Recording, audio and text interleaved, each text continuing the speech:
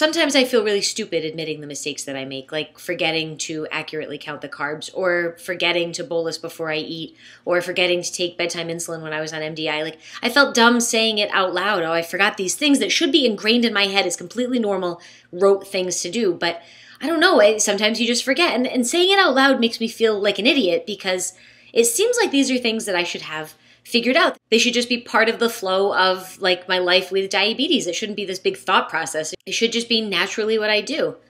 But it's hard to admit that you're wrong, and it's hard to admit that you've made mistakes. I've found so much power in people admitting mistakes and talking about ways that they want to work through things, because that to me is how I learned to live and grow with diabetes. I can't pretend to have this figured out, and there's no way I'm going to try to convince anyone that I do.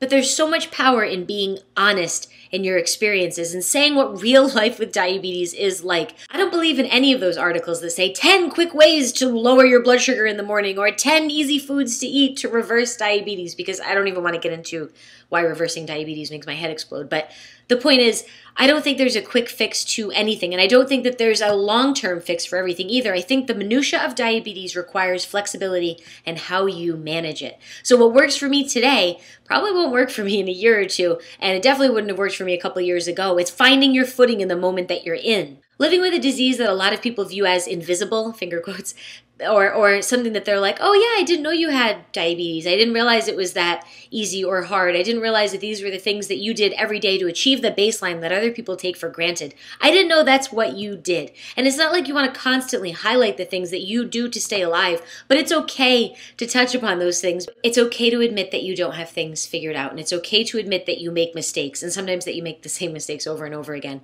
It's okay to be honest with yourself, with your friends, with your family, with the internet, about how diabetes affects you. This is how we as a community grow and learn from one another. If we're all out there saying, hey, we've got it all figured out and our A1Cs are perfect and nobody ever makes any mistakes, that's probably not true. But also, it's one of those things that makes people who aren't in that position or don't see themselves in that position as saying, well, I don't have it figured out, and now I'm ashamed of myself, and I feel like I'm doing something wrong.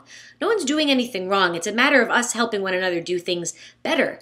Sometimes that better isn't illustrated by a drop in A1C, but sometimes it's illustrated in just really small things, like you feel more empowered to test your blood sugar every morning. You're mentally, emotionally, physically, intellectually equipped to deal with whatever number is looking back at you from your meter. There's empowerment drawn from the diabetes community, and it's drawn from patient communities as a whole. What you learn from your doctor can't be replaced. Their level of medical expertise and experience far trumps what I've seen in my own personal life with diabetes. But there is no better expert on my diabetes than me. So it's not about shirking off your medical team and not about believing everything that you read on the internet. There is a halfway for all of this. And I think that through patient stories, medical communities, support, this whole mess, right? This can all boil down to a long, healthy life for people with diabetes. And as far as I'm concerned, that's the goal.